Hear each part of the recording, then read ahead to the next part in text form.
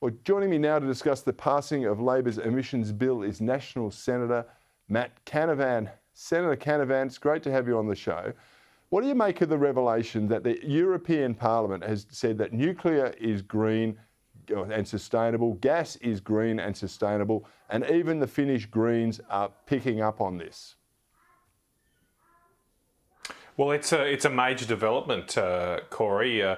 For a long time, green organisations had demonised not just nuclear power, which is emissions-free, they'd also demonised gas, which is a relatively clean fuel, and of course they never would consider a clean coal-fired power stations with ultra-supercritical technologies or carbon capture and storage. So we've still got a way to go, but it is a big development to see the Parliament of Greta Thunberg, or the Parliament that's probably most loyally followed the dictates of Greta, turning her back on Greta. She was very angry about this decision, and embracing nuclear and gas. And it sits at odds with what we've seen from our Prime Minister this week, who has resorted in his first foray as Prime Minister in Parliament to epithets and slurs against the coalition, calling us crazy to want to get behind nuclear power. Well, I wonder if he says that to Emmanuel Macron, or if he says that to Boris Johnson. Emmanuel Macron wants to see a renaissance of nuclear energy in France. And in the UK, before his untimely demise,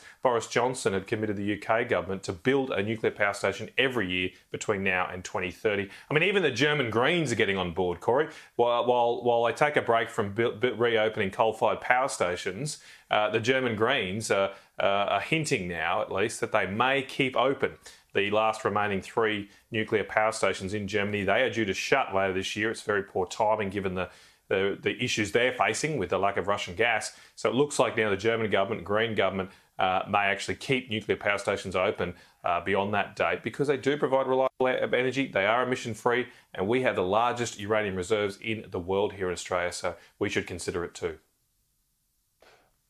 Oh, absolutely, I'm with you, but there must be a hierarchy of Greens, and so, you know, the elite progressive ones are all in Europe now, and, you know, the crazy Stone Age, you know, Greens that want to live in hair shirts and in forests and jungles are all in the Australian Parliament. It is madness what they are delivering for us. But can I ask you this too? I think it's called maturing, Cory. It's called growing up. Yeah, maybe. There's a few children there in the Parliament, that's for sure. Can I ask you this? I mean, I'm worried about the coalition. The fact that you've been outspoken on this matter has been greatly appreciated. But if the Liberal Party, for example, just signs up to the 43% target of the Albanese government has introduced, how are we ever going to arrest this madness? Because we are making a rod for our own back, aren't we? Well, there was one interesting thing about the legislation that's gone through the Parliament this last fortnight, is that it actually doesn't do anything. I mean, even the government itself has admitted that we don't need this legislation. They say they can implement their 43% emission target without the legislation, which does raise the question, Cory, why has this new elected government, the new Labor government, first time we've had a Labor government for almost a decade, in their first fortnight in Parliament, they've wasted the Parliament's time with a piece of legislation that, on their own admission, they do not need. I mean, we've got a lot of challenges facing the country right now. People are struggling to pay their bills. Interest rates are going up. We have the threat of war in our region. And we're wasting the Parliament's time with this because it is a bit of a symbolism. Now, so this bill does not bind any future governments to do anything. There's no penalties or enforcement. All it says is that our Paris targets have to be 43% by 2030 and net zero emissions by 2050. Well, really, who cares? Because no country in the world at the moment is adhering to their Paris targets. And under the Paris Agreement, there's no penalties if you do not adhere to those targets. It's a complete damp squib. It's a paper tiger. So it's not going to matter at all in that respect from an executive government point of view. What I do worry, Cory, though, is it will weaponise our judiciary. That is the big concern here, that by enshrining these principles in law, it will give activist judges an opportunity to delay or stop major projects, and not just coal or gas projects. We've seen in the UK the third airport in London be stopped after the UK Parliament enshrined their net zero targets in law, and a UK court ruled that no, that the approval of the third airport was against the law and against their Paris commitments, and it's not going ahead. And now it's very hard to get into London, into Heathrow Airport.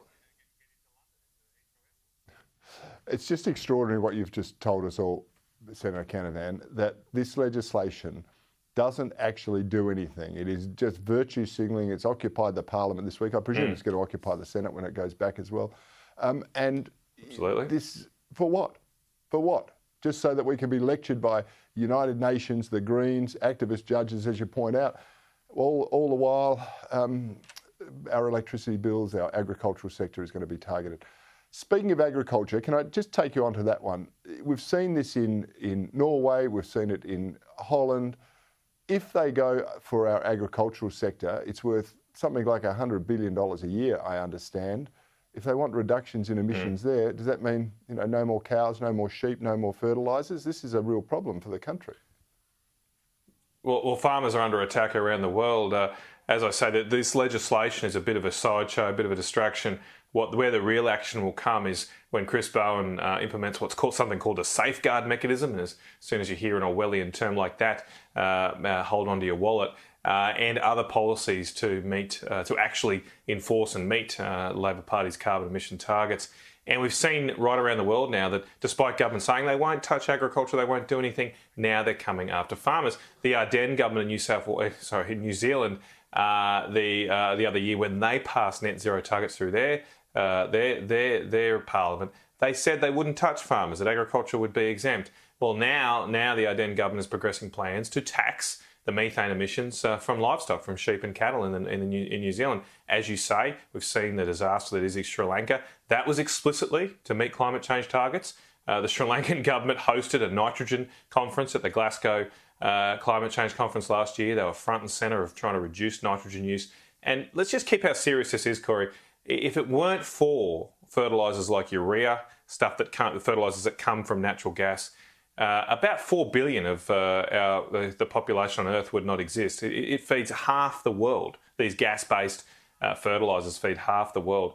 And I worry there may be some that don't care about that or even view that as a positive. There's some real crazies out there. But there's a whole bunch of others in the bureaucracy and other areas who are making decisions for all of us, and they have no idea how food is grown. Some of them would never have been to a farm. They have no idea how we feed 8 billion people around the world, and they're making these consequential decisions which could cause enormous, enormous heartache, not just for farmers, but for anyone and everyone who eats food.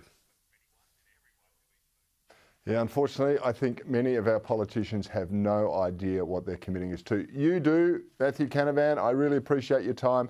Thanks for joining me on Bernardi tonight.